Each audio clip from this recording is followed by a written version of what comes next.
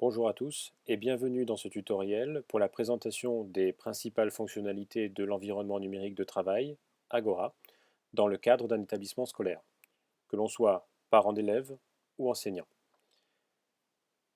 Une fois donc rendu sur la page d'accueil, vous devrez, pour vous identifier, dans la partie nom d'utilisateur, rentrer votre prénom, point, nom. Puis, dans la partie mot de passe, le mot de passe fourni précédemment par l'administration. Ensuite, sélectionnez donc ordinateur privé si vous vous connectez depuis le domicile, puis se connecter. Dès lors, vous êtes redirigé sur l'accueil de l'ENT de l'établissement, où figure principalement le tableau d'affichage, c'est-à-dire les principales actualités de l'établissement, les rendez-vous à ne pas manquer, les sorties, quelques événements donc que l'administration aura bien voulu renseigner directement sur l'ENT. Là encore, c'est un élément de communication donc de l'établissement envers les parents et envers les enseignants.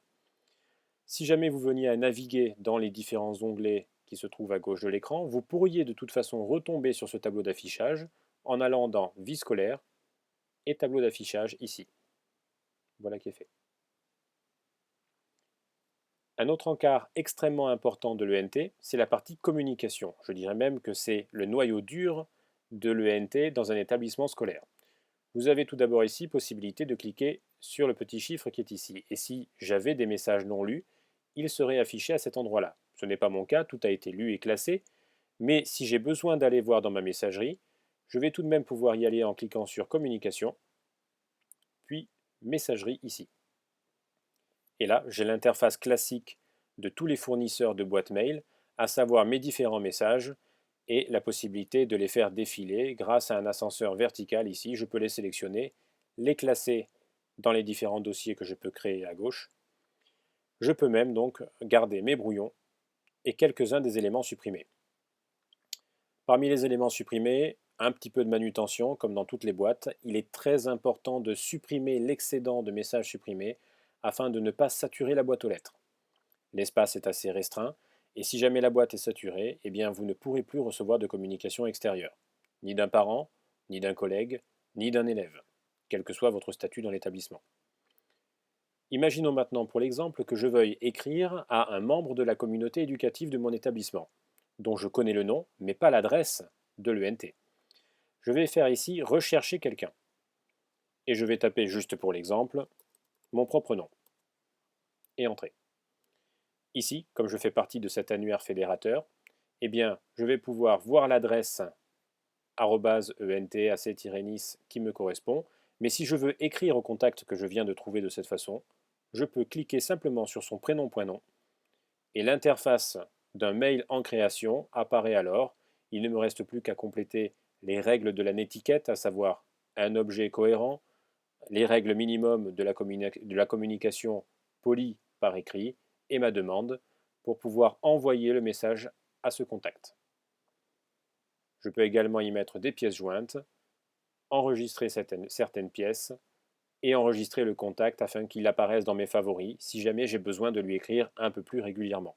C'est valable notamment si je suis parent d'élève pour communiquer avec le professeur principal de mon enfant. C'est valable si je suis enseignant pour communiquer ici avec quelques membres de mon équipe pédagogique.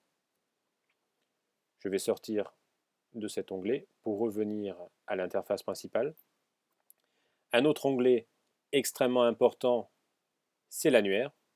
Donc je vous parlais à l'instant d'annuaire fédérateur. Vous pouvez le consulter ici. Et l'avantage de cet annuaire, c'est que vous pouvez y ajouter désormais une quantité impressionnante de filtres. Donc dans l'onglet classe, évidemment en tant que parent, vous aurez beaucoup moins de choix puisque vous avez un nombre limité d'enfants appartenant chacun à une seule classe. En tant que professeur, ici, il y a évidemment bien plus de choix. Vous pouvez rajouter donc le niveau, les groupes, et vous pouvez décider ici d'ajouter de nouveaux filtres si vous voulez contacter des personnes de l'administration, de la direction, de la vie scolaire, ou bien des enseignants, etc., etc.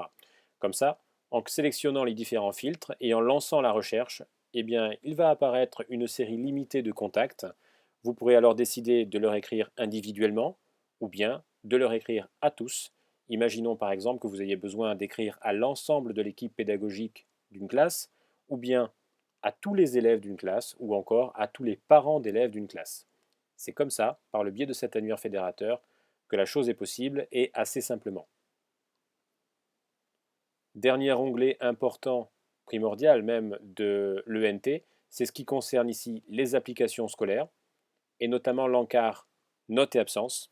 Alors je ne cliquerai pas dessus par souci de confidentialité en tant qu'enseignant, je risque d'atteindre des données qui sont un petit peu sensibles, mais en tant que parent et en tant que professeur, cliquer sur cet onglet vous conduira directement à l'interface de Pronote où, en tant que professeur, vous pourrez rentrer vos notes, vos appréciations, votre cahier texte, et en tant que parent d'élève, vous aurez donc ici un large pouvoir de consultation des notes de votre enfant, de son cahier texte et donc du travail qu'il a à faire en temps et en heure.